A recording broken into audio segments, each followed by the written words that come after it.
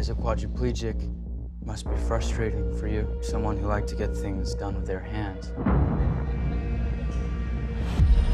Here's the thing. 4 guys murdered my wife. If I could find those men, I'd do it. What if I told you I could offer you something that would enable you to walk again? I call it STEM, a computer chip that has the potential to change everything. It's a new, better brain. I am STEM, the system operating your body for you. Can anybody else hear you? No, only you. May I point something out? In the drone surveillance footage, Sir Brantner, Marine Corps, address 414 Citrus, Newground. We'll need a plan. I got this. This doesn't seem like a well-thought-out plan. I need your permission to operate independently. Permission granted! Hey everybody, and welcome back to the LuckyDog Podcast. This is your host, Elias Rauch. Today with me is just me. It's a solo podcast. We are covering Lee Whynell's Upgrade. Some people have heard of Lee Whynell. I'm probably mispronouncing his name wrong. Director, actor, writer, producer, you name it, he does it all within the horror realm. He is best well known for the Saw franchise. It was his mind and James Wan who came together to bring the infamous Saw franchise. Now, I'll say that I'm not a horror aficionado like some people. I'm just a regular individual that comes to happen to like horror a little bit later in their life. You know, I wasn't crazy about it growing up, but now I'm a little bit more interested in it being a film connoisseur, I guess, a little bit. You know, you gotta have different genres in your films and in your arsenal that you've seen, and so I gotta have some sort of horror films. So Saw definitely would cover a couple of those. I mean, some of them just are gratuitous violence, and so I wasn't always looking for that. I want something with a little bit more of a twist. So Lee Whynell, he's also known for being involved in Insidious and that franchise, and I guess that worked all right. I mean, I didn't think Insidious was as effective as I think Conjuring was, The Conjuring and The Conjuring 2. So anyway, Lee Whynell, this is one of his first, I would say, action horror sci-fi flicks that has come to the Blumhouse Studios.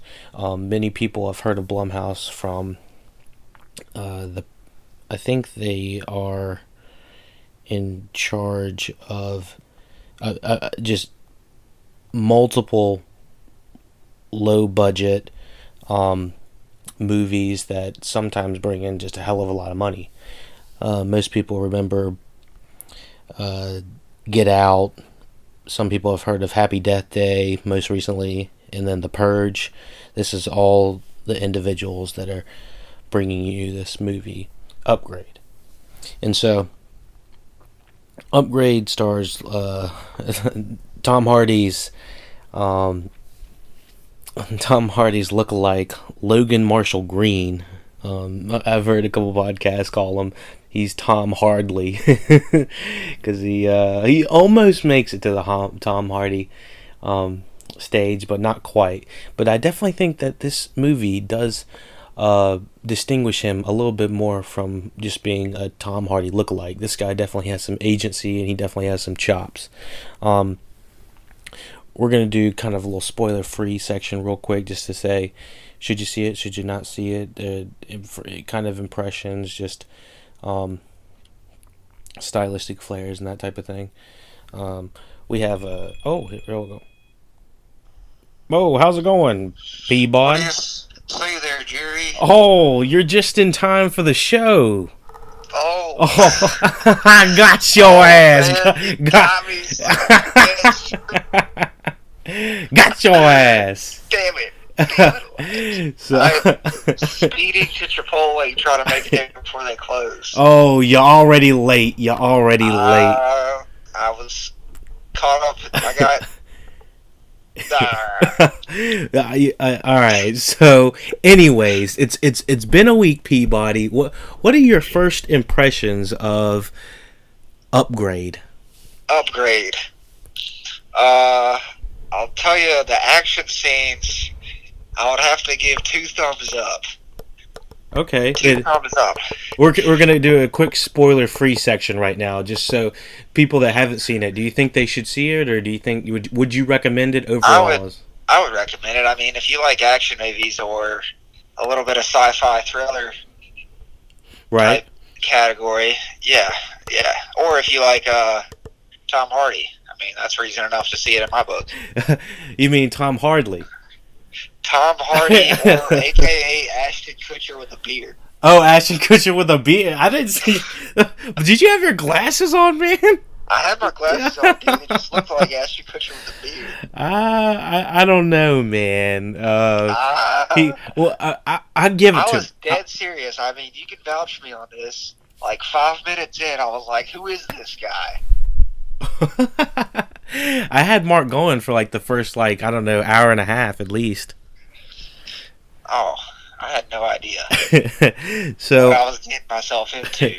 So I did have slightly different impressions coming out of it. Immediately coming out of it, I wasn't sure how much I liked it or not. It definitely had me thinking for a while. About what specifically? Well, I don't want to, like I said, the spoiler section. Oh, spoiler free. But like it's definitely a thinker. I thought it was going to be much more of a straightforward action movie. Yeah. And I don't think it definitely wasn't. It was also almost reminiscent of like The Matrix or something. Yeah, I know what you mean. Kind of. It's hard to describe. It's hard to describe without spoiling anything. Right. So yeah, definitely. I think the action is a 10 out of 10, and there's just not enough of it. There's not enough of it. And they could have done with like at least 2 more solid action scenes. Right, and I thought that there was kind of tonal shifts in the middle. Like I'm not going to talk about exactly what the tonal shift is, but in the middle, I wasn't too fond about where the tonal shift went, and then how it ended. I felt like it was first, second, and third act felt like they were 3 different tones. Yeah, I could see where you're coming from with that. And the ending also just like gives you no closure as far as right. Which I guess is more of a trend these days in film and TV shows, but well, I think we can describe that a little bit more in spoiler side. But yes, I do think that there's really highs. There's some really good highs, and there's a little bit lows. What do you think about the acting? I had some, I mean, it's Tom Hardy, so no complaints there. It's Logan Marshall Green. Yeah, the other characters were pretty decent. Right. I'm trying to remember. I'm trying to refresh my own memory on this movie. I didn't think that they were necessarily bad, but I felt like some of the dialogue they had to say was a little bit strenuous. It did seem kind of forced or awkward, I guess. I think it might just be maybe it was intentionally like that way just because of the futuristic setting, but I don't know. So, it's hard to talk. The conversations kind of felt, I don't know, just awkward to listen to between Tom Hardy and his wife specifically. The main guy's name's Logan Marshall Green. Logan, excuse me, Logan, and what was the wife's name? Marshall Green. No, the wife's name. Oh, the wife. Pamela? What's her name? Pamela, maybe? That sounds right. That's the only other female. It kind of felt like they weren't a real couple, or like it was almost obvious that they were acting like they were a couple. I don't know. Stagey. Yeah. They didn't really seem that sincere. Right. I thought that this movie lacked a little bit of levity. Like it needed a little.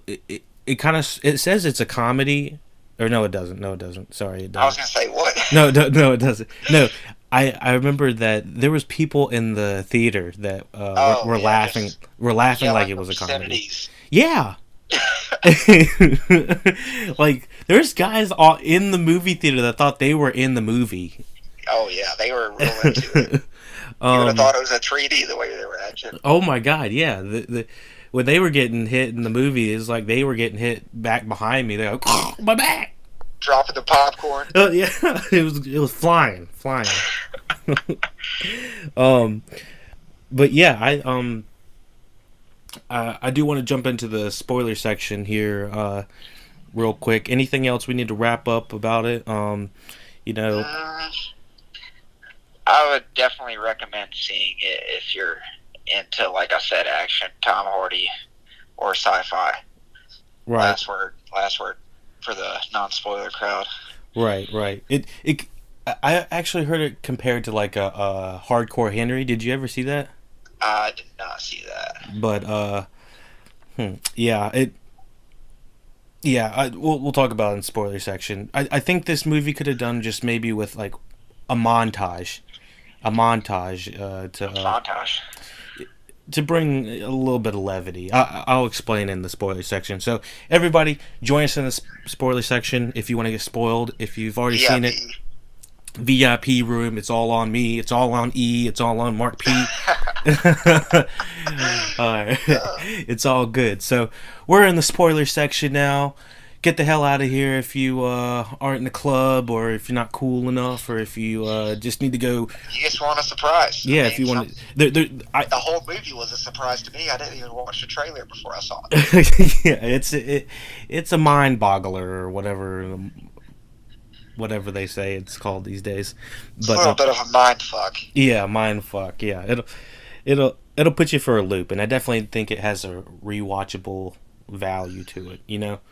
I don't know if I would see it again, to be honest with you. Oh, really? I would see it just for the action. Yeah, I would rewatch the action scenes. It's something to put on the background. A little bit. I will say, if you have a weak stomach, it can be pretty gruesome. Yeah, I was talking about this right before you hopped on. Do you know this is directed and written by the same guy that brought us Saw? Honestly, if I had to take 3 guesses of who the directors were, that probably would have been in the top 3. Yeah, this guy is he was a writer on the original Saw. He's not the director. It had that vibe, like it had a horror environment. It felt like it was a horror movie at most of the point. You know, it was really dark and dreary. I don't know. It's almost like the bloody scenes in Saw have like a certain filter on them or something. You know what I'm saying? Right. Kind of. I don't know. It's kind of like a blue. Kind of like it reminded me, like the bathroom scene. Right. Where he's fighting the guy reminded me of the bathroom scene in Saw, in the first Saw. Oh, okay. Right. When I was like the lighting and the way everything looked. Yeah, I know what you mean. I did like the lighting though. I thought the red tones that were in it. I'm looking at some of the screenshots right now. In the fighting, it had kind of neon filters that were on the characters that I thought were pretty cool. I think John Wick started that whole trend, fighting in front of neon. Oh yeah. It just looks cool. But yeah, so let's talk about the twist at the end. The first twist was that the scientist killed him on purpose. Or paralyzed him and then killed his wife. Yes. In reverse order, sorry. Killed his wife and then paralyzed. His wife was just collateral damage or something. Right. We don't actually know, I guess. Mm-hmm. As I was watching it, I felt it coming. Did you see that? Did you see the first twist coming? Yeah, as far as the robot being the one behind everything? No. The first one was the scientist being behind everything. Oh, yeah, for sure. I kind of felt like they were in it together. Now, what I didn't see coming was that he wasn't part of it, or the scientist was under control, I guess. Was Stim already in the scientist? I don't know. See, it never really explained that. Right. You knew that he was controlling them, but it didn't really elaborate as to how. If he had installed one on himself as like maybe a test run, or if it had just somehow gained control over his mind in another way, like who knows? Or threatened his family. I mean, it could have been anything. Right. Give me like 5 minutes. I'm about to get it all away. It's all good. Oh, we got Jerry back. We got a double steak bowl here, Jerry. Oh, trust us. It's about to be a late night. Oh goodness. To get the whole thing down, I mean, that's a mega one. We heard half of your order, you know. Oh, did you? Nah, we won't go too in depth. You have to. Let's not get too off track. Where were we? So, yes. How much did Stim know, and when was he in control? Was he in control of the scientist that looked like little Draco Malfoy, or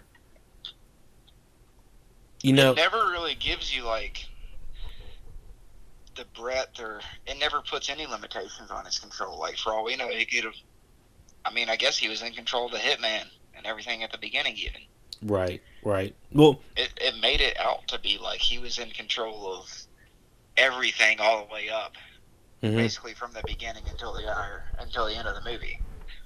And some of that seems almost unreasonable, but I don't know. Well, when it comes to the AI technology, it's like really they have no limitation. You know, if they're on the hard net, it's like you're gonna have to take out the net, and if you don't take out the net, then it's in everything. It's like what was supposed to be his ultimate like goal for getting Tom Hardy? Logan Marshall Green. So he could have like a guy that was untouched by other technology. That's what it was. Right. He wanted like his brain. Yeah. Okay. Yeah, I didn't hear anything specific to why it was him, you know.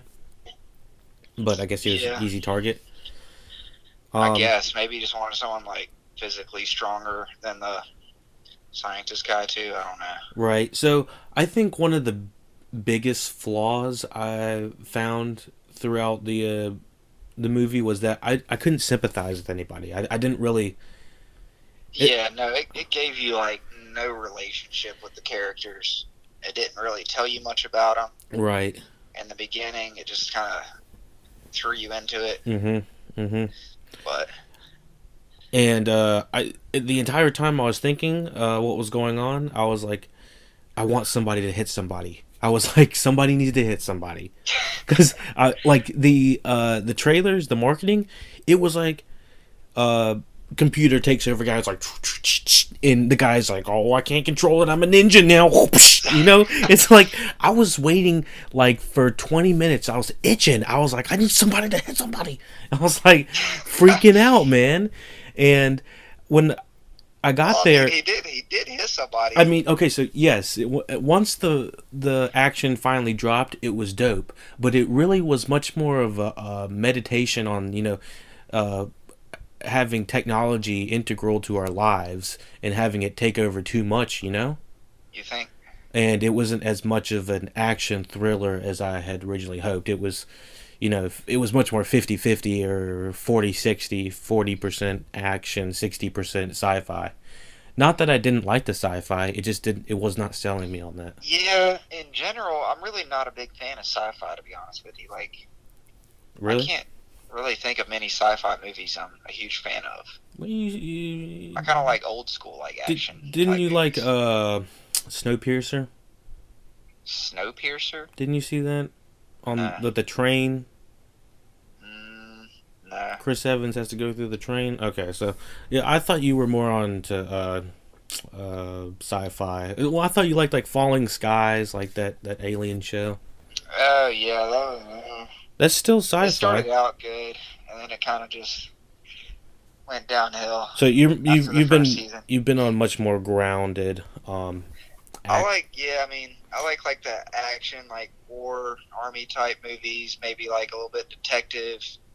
Right. Well, if you saw the recent Blade Runner, that was like a detective sci-fi Did we noir. see that? I don't know if you saw that. I know I didn't see it in theaters because it was like 2.5 hours. It was a long fucking movie. But it was Ryan Gosling and Harrison Ford, and it was No, I don't think I saw that. it was a sequel to the original Blade Runner, which also was kind of it was a 2 hour sci-fi special. So it wasn't something quick and done. Would you consider Lord of the Rings to be like sci-fi? No, that's fantasy. Fantasy, okay. See, I like fantasy, I think. Okay, so fantasy is more like Game of Thrones realm. Right. Fantasy or just like real type action. Well, I like historical or right. Well, comedies. I think I definitely like some fantasy, but I also really do like some grounded sci-fi. I don't like sci-fi Give me that's an example. if you've seen any of Black Mirror, a lot of Black Mirror is like it's like technology that's going to happen not in 20 years, but maybe in like 30 to 50 years. As opposed to movies that make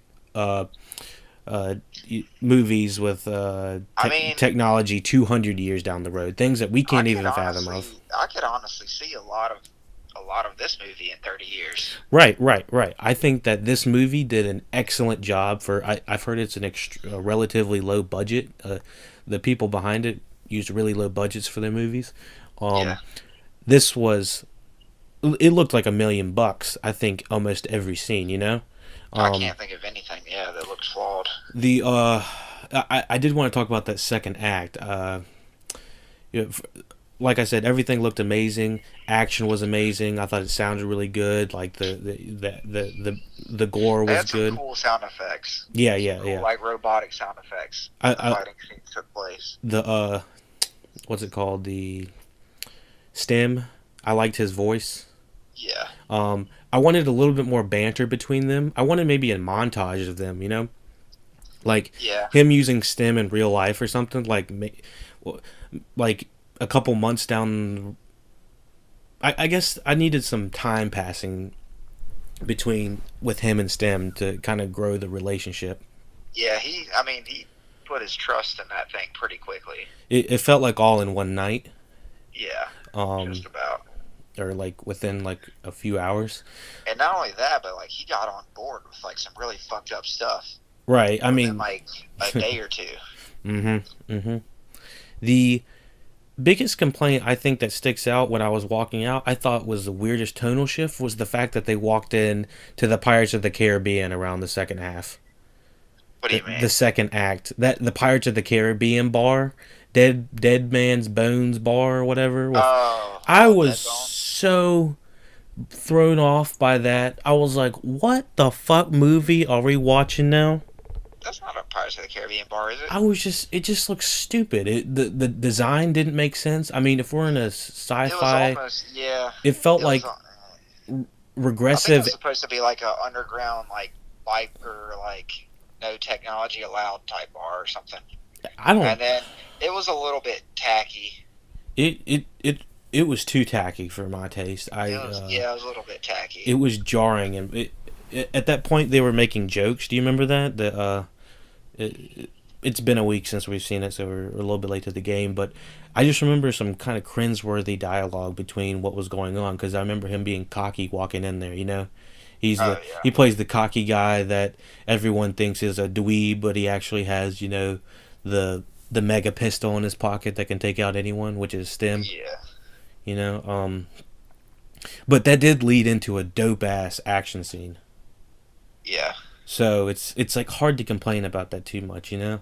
It's like they set up some cheese just to add some nachos or something. I don't know. It almost looked like the bar it was decorated from fucking Mad Max Fury Road or something. There were just like skeletons all over the place.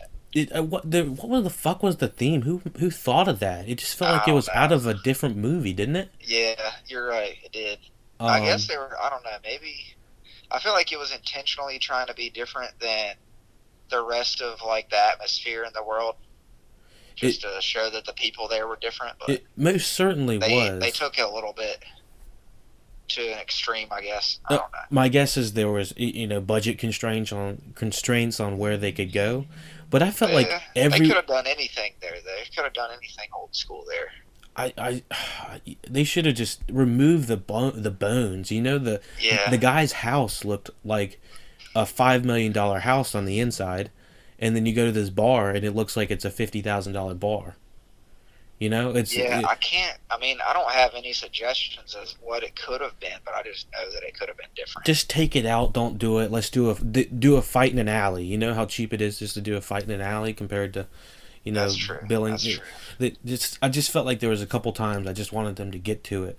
And, they could have done the classic nightclub fight scene in the bathroom or something. Yeah, I mean they did technically do that, but they went through the hard way and built the entire bar and decorated it with Halloween goods. Yeah, that's exactly what it looked like. It looked like a cheesy Halloween decorated bar. Yeah. So, what about the detective that we were following? I kind of almost forgot about her. Oh, I did forget about her. I think that forgot about her. She's not fleshed out at all, to my knowledge. She's not, and it's almost like she doesn't know what she's getting herself into, and you just kind of want her to go away. Right. You know she's going to die if she keeps chasing it, which she does. Mm-hmm. So. I was not sure what was going to happen at the end with her. Were you surprised that Stem shot her? Kind of. I kind of thought, there was like a second there where you thought he was going to take out Stem. Right. And it just didn't happen. So, yeah, I was kind of surprised. Like, I would have, personally, I always like a happy ending. I'm just that type of guy. Right. I would have liked it if he had just taken out Stem there, and then that was the end of it. Maybe he died, and that was it. Right. Because he shot his spine again, and he just died. I don't know. It's all flooding back to me just how it came back. I remember that he wakes up in the hospital, and he's in his dream or something like that, and Stem put him there to make him think that that's where he is. Yeah, that was like some Inception. That was like some What did you think about that? Did that? I didn't like it. Oh, you didn't. I didn't like it. You didn't like it. Okay, so that's interesting because finishing, I'm trying to go through my mind as it was processing what was going on. I was like, okay, this is a pretty interesting movie.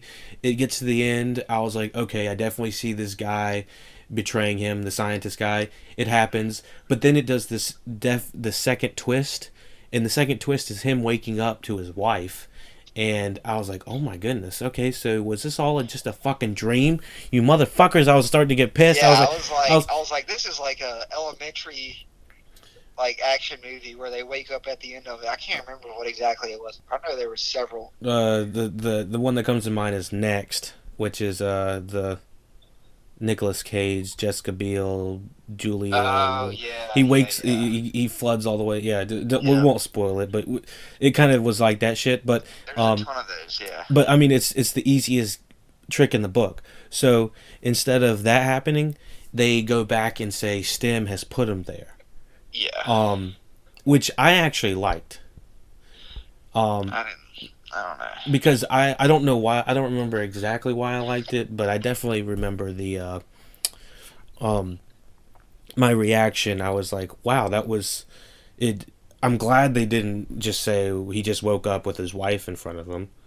And I'm glad. Oh, yeah. And I'm glad obviously what they did was better than that, but still overall. And I'm glad that they didn't say, oh, it was the scientist all along.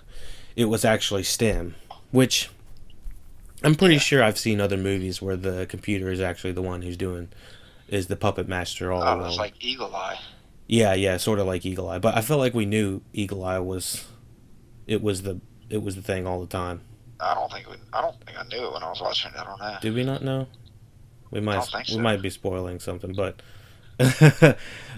yeah, I've definitely we've seen other movies where the AI is the culprit, the puppet master. Yeah. But I think I really enjoyed it. I enjoyed the end and how it ended. I thought it left it open enough to, if they wanted to do it, they could do another one. If they didn't That's want true. to, then That's true. they don't have to. See, I don't think they're going to do another one though. I could be wrong, but I would like to see. I just don't see any other potential plot lines now that all the main characters are dead. Right. Or just no like mental capacity. Right. I think the one thing that's lacking in this is like a glowing character, because I can't think of one character that really I want to see again in a robot form or something like that. You know? Yeah. There's no one that he can really go up against. I don't think they left anyone alive, honestly. Right. Even the guys with the arm cannons. Yeah. Did you like that design? You know, they had the guns and the arms. I just assumed, Like it in. like as a sci-fi model. I mean, I could definitely see people in the future having robotic arms and being able to the capability to shoot things out of them. I could see one or the other. I don't see an organic arm mixed with a robot arm like that. Right. I just assumed that was Maybe it was all robot. I don't know. all robot, kind of like a Will Smith and iRobot. He had Maybe spray on or whatever. Oh spray paint. I thought that I thought it was really well done with the budget, and I think that's the biggest surprise. I think the writing was a little weak. The action was amazing.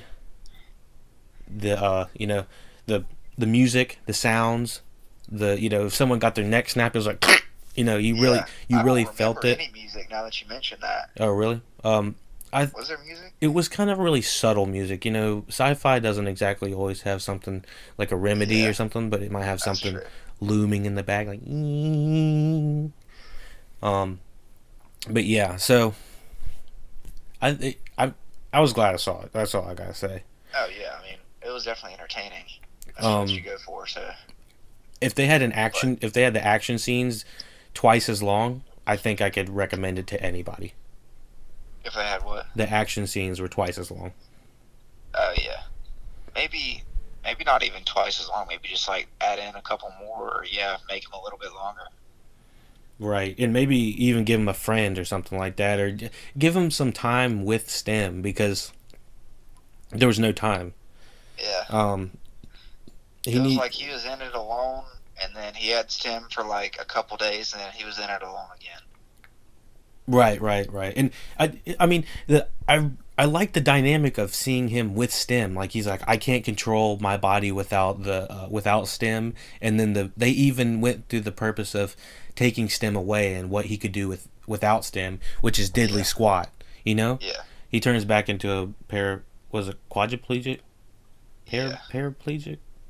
I'm not sure what the right terminology is, honestly. Right, so paralyzed from the neck down. So he's useless without him. So it was a gift and a curse kind of thing.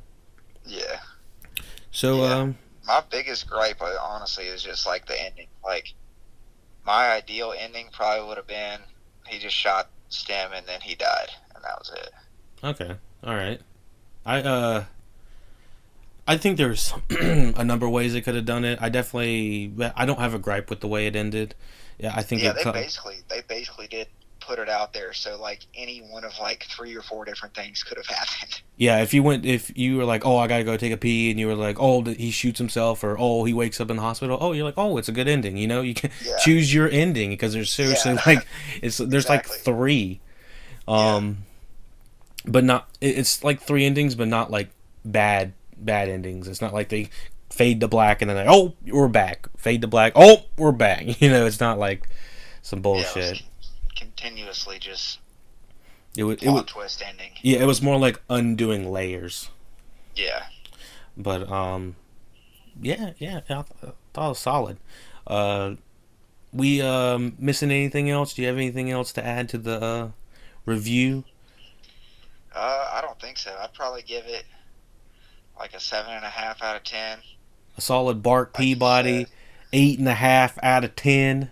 7.5. Oh, that's 7.5. Okay. Well, you know what? Let me think about this. 7.5. I'm gonna bump that up. I'm gonna factor in the action scenes. I'm running those through my head again. Right. I'm gonna bump it to a 7.7 out of 10. We got that. We got that right. Yeah, we got 7.7 over here. This guy over here with a 7.7. But yeah, I mean, pretty good action scenes. Tom Hardy's in there. No, he's not. What? No, he's not.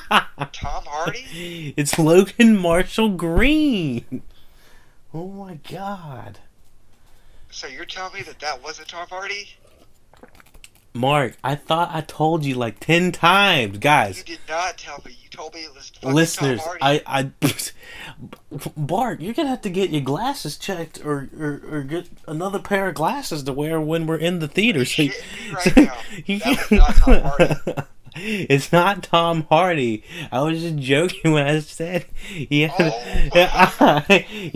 didn't lose that much weight. Sorry for the wait. Shit. Yeah, man. You're gonna put me on a broadcast like this, and you're gonna tell me that it wasn't Tom Hardy? A live broadcast. I've been saying Tom Hardy this entire time. Live broadcast. I mean, I threw in.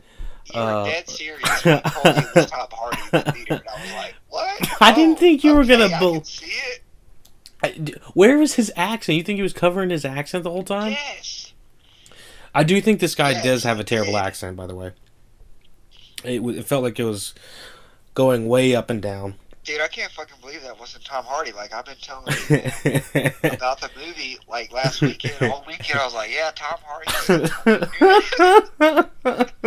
They're gonna get there like, what the fuck, Mark? Oh, they're like sitting there waiting for Tom Hardy to show up. It's like, well, there's this guy, and he kind of looks like Who the fuck is, what do you call him? Logan Marshall Green. It's a name to remember. When you were saying Logan Marshall Green earlier, I thought that was the character's name. What? No, I thought you knew the name. The guy's name is Gray Trace. Damn it. It was not. Damn it, Elias. Who remembers the name Gray Trace? That is a very easily forgettable name. That's bland. Yeah, they have some bland ass names in this. Yeah, you got They really do. Gray Trace. You got VR guy, Cirque.